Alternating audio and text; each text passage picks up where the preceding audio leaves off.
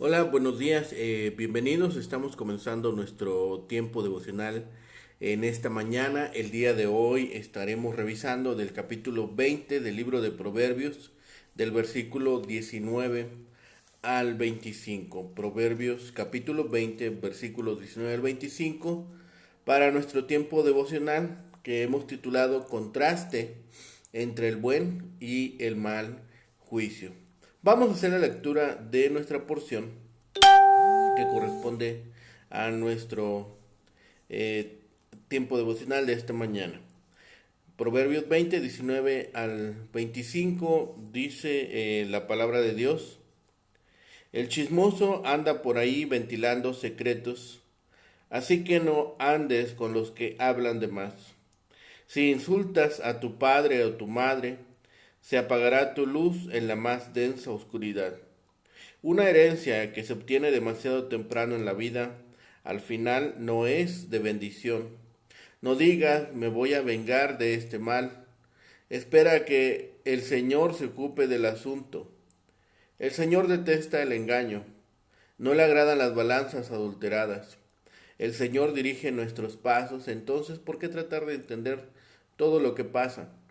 No te acorrales al hacer una promesa apresurada a Dios y calcular el costo después. Bien, para esta porción vemos incluso que ahora los proverbios hablan de esta herencia adquirida rápidamente, contrariamente a la provisión de Dios. Denota tal vez una obtención injusta y fácil. Por tanto, el hombre es mortificado o bien gasta ligeramente lo que se ha ganado fácilmente. Vemos sobre todo aquí en esta sección ahora la soberanía de Dios y la autoridad humana. Esta sección incluye más referencias a Dios. Debemos confiar en Él cuando recibimos algún mal. En esta situación podemos estar seguros de que a Dios le importan la honestidad y la justicia. También habla de esta dirección de Dios sobre los hombres que están en eminencia o los hombres poderosos, aunque aquí no es una palabra común para el hombre. Del versículo 25 se toma un ejemplo de cuando los seres humanos aún no pueden entenderse ni a sí mismos. Así, en el versículo 19 tenemos una advertencia contra este rumorear o volverse a los chismes o a los rumores. En el versículo 21 se recalca la pérdida de las bendiciones de Dios por aquellos que obtienen bienes por medios injustos. El versículo 22 es un recordatorio de que Dios controla los negocios de los hombres. Él es nuestro Salvador y vindicador. El versículo 24 hace una afirmación de la gracia de Dios y su dominio de la vida humana, que es altamente significativa en una obra que recalca la libertad y la iniciativa de los hombres. Subraya las presuposiciones de la fe y la convicción religiosas en que se apoyan las máximas prácticas. El versículo 25 subraya el peligro de hacer votos apresurados. Es mejor que uno calcule el costo y que no haga un voto a la ligera y solo después se avergüence si no puede cumplirle. El versículo 19 habla del tema de la naturaleza insoportable e incluso de la persona que se vuelve chismoso, de la persona que es rencilloso, agregando una segunda persona, incluso que se vuelve eh, suelto de lengua, que es decir, que tiende también a la ira rápidamente. La metáfora sobre la tierra árida la, nos habla de esto donde es difícil, o este lugar, perdón, donde es difícil sobrevivir. Es mejor eh, que nosotros aprendamos a hablar siempre honestamente y a evitar caer en chismes, porque esto también trae descrédito a nuestra persona. se muestra en el versículo 20 cómo es este hombre que honra a padre y madre, pero si deshonra a su padre y a su madre, se encontrará que pronto la oscuridad o aquellas cosas desafortunadas vienen sobre su persona. Es también una situación que es importante que nosotros podamos observar. El versículo 20, estos versículos nos hablan sobre todo de estas repercusiones. Hay un contraste entre el buen y el mal juicio. Las leyes de Israel, las leyes que Israel recibió de Dios en el monte Sinaí, incluían este mandato: el que maldiga a su padre o a su madre morirá. Éxodo 21:17. La lámpara que se apaga representa la muerte. Tenemos la tendencia a pensar que los hijos les deben respeto a sus padres solo si ellos se lo merecen. Y pensamos lo mismo respecto de los funcionarios, de los líderes de la iglesia y demás individuos en autoridad.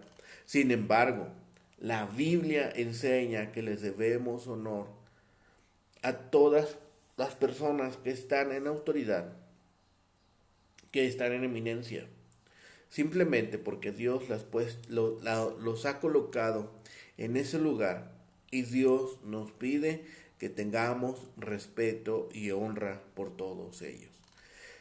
Si bien en el versículo 21 habla de los bienes que se adquieren rápidamente, probablemente no sean apreciados debidamente. No corresponde a que sean ganados de forma deshonesta. La parábola del hijo pródigo, del hijo pródigo, Jesús nos da un buen ejemplo de eso en Lucas capítulo 15, versículo 11 al 32. El hijo derrochó su herencia en una forma ligera de vivir.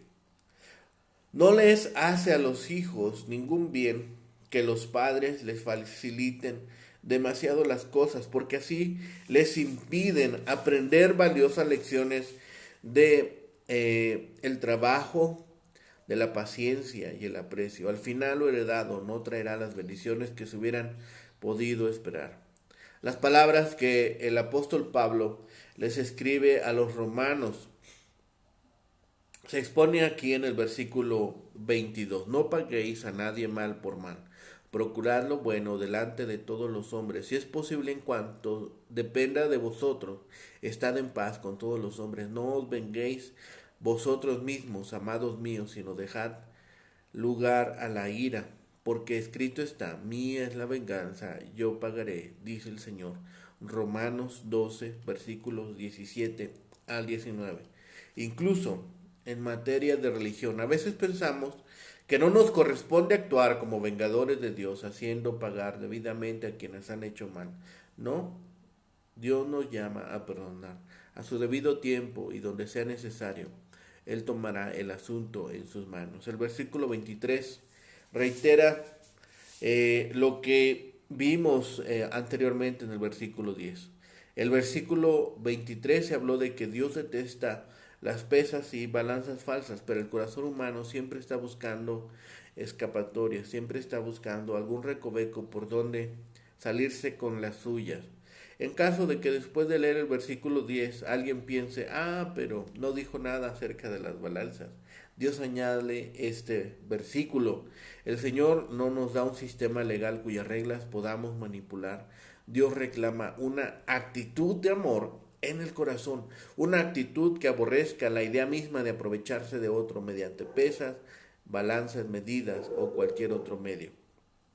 El versículo 24 es muy profundo en la enseñanza. Nos recuerda que Dios tiene el mando siempre, en todo momento.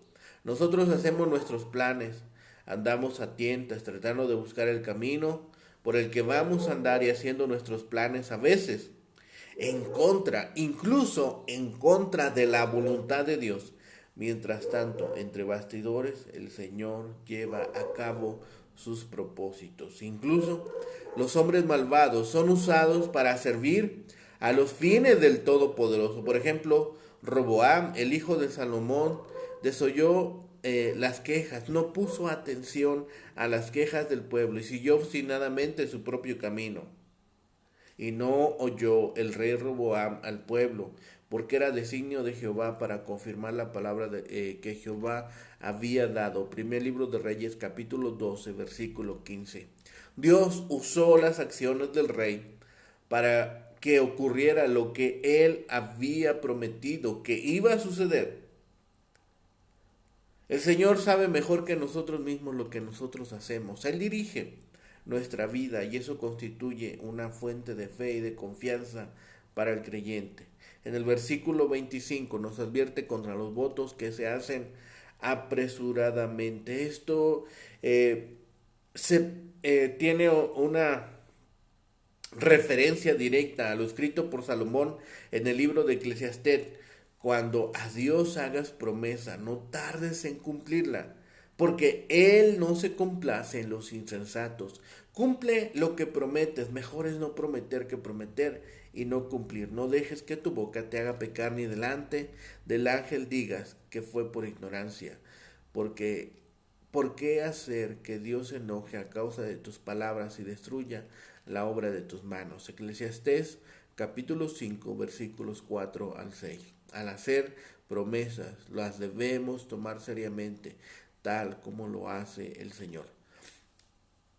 La primera parte del versículo 19 repite una idea que ya habíamos revisado antes, este cuchicheo. En el versículo 19, en la Reina Valera 60 dice: el que anda en chisme descubre el secreto, no te entremetas con el suelto de lengua. ¿Sí? Este cuchicheo, este hablar deshonesto, este rumorear, se entiende que al no guardar la confianza, el chismoso lastima a las personas en vez de esperar una mejoría de la situación y una reconciliación con ellas. En este mismo sentido, el suelto de lengua, aquel que con labios siempre abiertos, tiende incluso, como habíamos dicho, no solamente a la ira, sino también a no ser digno de confianza al no poder guardar un secreto, una confidencia. Este es un amigo peligroso. Un relato así, o el hablar de esa forma a la ligera, trae consecuencias.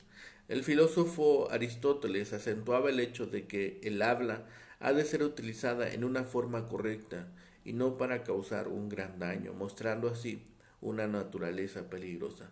Las páginas que hemos leído ahora sobre la naturaleza de la relación entre padre e hijo también están en otras porciones de la Biblia, y es muy común también que las palabras que se usen sean de honra y de castigo para el hijo malo. Hay una condenación acerca incluso de nuestro Señor Jesucristo sobre romper este quinto mandamiento. Recordemos que Jesús habló de que es el mandamiento, o nos recordó que el mandamiento de guardar a nuestros padres, a nuestro padre y a nuestra madre, es un mandamiento que trae promesa. Para los hombres amantes de sí mismos y desobedientes de nuestros padres, este hijo llega a ser de maldición o desfavorece, esa sería la palabra, desfavorece intensamente en palabra y en hecho a sus padres. Desafortunadamente, el autor de Proverbios y Pablo podían ver una generación llena de hijos que eran así. No es un tema nuevo, la ingratitud. No es un tema que sea no solamente correspondiente a nuestra época. Hemos tenido parricidas y matricidas a lo largo de la historia. ¿Sí? Esto se vuelve una maldición para padre o madre, porque es acortada la vida que termina prematuramente como la de los impíos. Quien no enorgullece el nombre de su padre y de su madre, hará que los días se acorten, hará que venga sobre él juicio prontamente. Incluso pueden ser cortado su vida, su existencia antes de tiempo.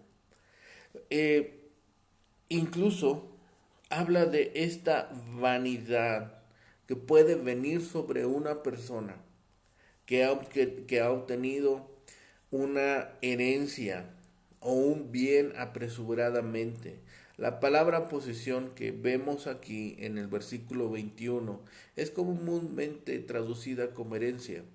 Así, tal herencia normalmente resulta en una maldición, en olvidarse del trabajo, en olvidarse ser solícito en ejercer nuestra profesión, en poner en práctica nuestros dones, nuestras habilidades, nuestros talentos. Por otra parte, si se toma como posesión, se puede hacer referencia también al ladrón o al rico que haya oprimido al pobre y que de esta forma haya adquirido también estos bienes. De todos modos, la última etapa o el final de estas acciones no serán de bendición. El tema de la venganza para el versículo 22 dice: no digas, yo me vengaré, espera a Jehová y él te salvará. ¿Sí? En el versículo 22 podemos observar un asunto muy delicado dentro de las escrituras, porque de un lado se buscaba la justicia, pero por otro lado la reformación del malhechor. Espera a Jehová. No significa hacernos de la vista gorda, ignorando el mal. Al contrario, Dios es justo y santo y no se le puede burlar. Dios le hace a uno responsable por sus hechos, pero solo Él puede juzgar en una manera totalmente recta. Además, sabemos que todos somos pecadores, que todos vamos a fallar en ese tenor de ser justos, de ser imparciales. Podemos recordar la actitud vengativa de Absalón sobre Amnón en el segundo libro de Samuel, capítulo 13, versículos 22 y siguientes. Y todo el daño hecho a la familia y al reino, la desgracia de la familia real, incluso un conflicto civil. Es mejor esperar la acción de Dios y ver cómo Él es nuestro auxilio en toda condición. Pablo nos exhorta: mirad que nadie devuelva a otro mal por mal. En cambio, procurad siempre lo bueno los unos para los otros y para con todos. Primera de Tesalonicenses, capítulo 5, versículo 15. Esa es la actitud que nosotros debemos tener. Esa es la condición. Esperar en Dios. Esperar en que Él intervendrá y que Él llevará justa retribución a los actos de cada una de las personas. Podemos pensar que es difícil esperar, que es difícil obedecer a Dios y tener ese gozo, obedecer a Dios y tener esa alegría, estar contentos, tener contentamiento. Parece que en este tiempo de libertinaje o de liberación, si lo quieren ver, a lo mejor no tan extremo, de grandes cambios, se piensa que el obedecer es algo que ha pasado de moda, es algo que no se puede o no se debe practicar en este tiempo, que el malvado se aprovechará de nosotros. Pero la Biblia nos enseña que debemos o podemos obtener este gozo de obedecer a Dios, que podemos obtener esta alegría de ser obedientes a los preceptos que Dios nos da en su palabra.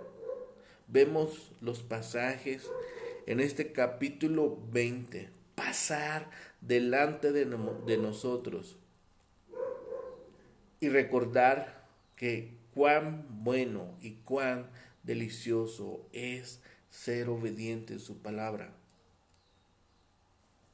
Cumplamos el propósito que Dios ha establecido para nuestra vida. Nos ha dado la vista, nos ha dado el oído para ser oidores y hacedores de su palabra, para comunicar sus verdades a otras personas. Confiemos nuestro camino. Si confiamos en nuestro camino, en nuestro discernimiento, podemos fallar. Y eso ha sucedido muchas veces. El Señor nos conoce verdaderamente. El Señor incluso discierne nuestros pensamientos más profundos. El Señor conoce nuestras actitudes, por lo tanto, sabe lo que es necesario seguir trabajando para ir eliminando de nuestra persona aquellos elementos que no son agradables. No nos engañemos a nosotros mismos. Reflexionemos en lo que hacemos o lo que queremos hacer antes de hacerlo. Las cosas de Dios deben tomarse con seriedad. El ser obedientes a Dios nos permite este gozo. La obediencia, la real obediencia, trae liberación en Dios. Entonces, estemos muy dispuestos a seguir su enseñanza, estemos muy dispuestos a seguir su palabra. En el versículo 23 se repite el rechazo total del comercio corrupto. La palabra abominación, que nació en el culto para apuntar a algo impuro y que no es digno de usar, muestra el rechazo absoluto de Dios ante tales prácticas. La frase "no es algo bueno" expresa la actitud en forma sinónima acerca de esto. El fraude no muestra la astucia, sino lo abominable delante de los ojos de Dios. El versículo 24 subraya la soberanía de Dios sobre el hombre. Hay un elemento del misterio de la soberanía divina y cómo funciona en la vida del ser humano. En esta manera se puede ver a Dios a través del maestro sabio, que busca mostrar las dos grandes opciones de la vida. Un camino de acuerdo con la voluntad divina que ayuda a prolongar nuestra existencia, mejorarla, y un camino perverso que quita la vida produciendo una muerte prematura.